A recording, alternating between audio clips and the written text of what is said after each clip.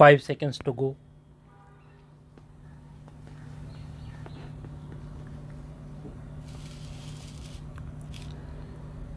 Start. During the course of arguments, an apprehension was expressed by the learned counsel for the appellant that learned trial court erred in convicting the appellant accused under the POCSO Act, as the Act came into existence on 14th November 2012 and during the alleged period when the offence was committed, the POCSO Act was not in force. It was further contended that, in view of the above, the conviction of the appellant accused under the POCSO Act was not sustainable in law and the same should be reduced from life imprisonment to 10 years. The learned trial court in the impugned judgment, while dealing with the aforesaid issue, has given its reasoning, which is reproduced herein below.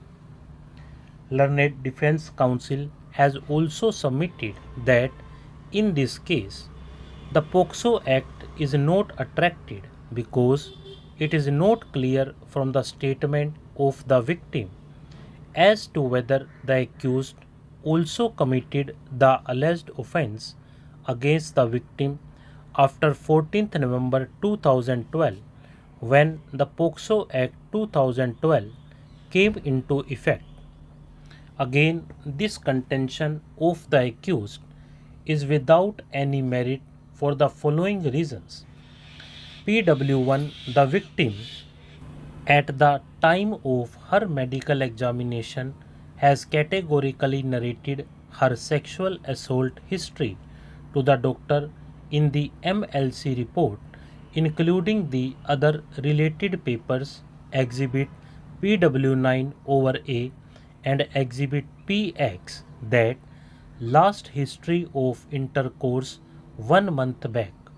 The victim was medically examined on 22nd December 2012 and on the same day the said MLC report of the victim was prepared, and if 1 month back period from 22nd December 2012 is calculated, it comes 22nd November 2012, and by that time the POCSO Act 2012 was very much into effect because it has come into effect from 14th November 2012.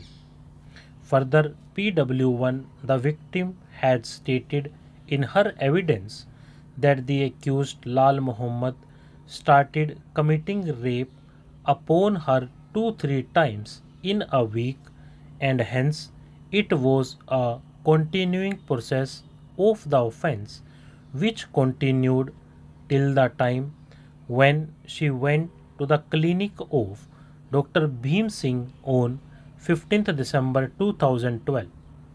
The situation became worse in December 2012 when she did not have her menstruation cycle, and she disclosed about this to her father, the accused. Pursuant to this, her father asked for her urine, which she gave to him, and her father returned and told her that there was nothing and handed over some paper slip to her. However, the victim started remaining sick, and then she approached to the doctor on 15th December 2012, and on the said day she disclosed about the incident to Dr. Bhim Singh, and subsequently the matter was reported to the police. Therefore, if the statement of PW1, the victim, is critically evaluated, it is found that the accused was committing rape against the victim till December 2012. In view of the aforesaid discussions and as per the history of the last intercourse, which was 1 month back, which was narrated to the doctor by the victim at the time of her medical examination on 22nd December 2012.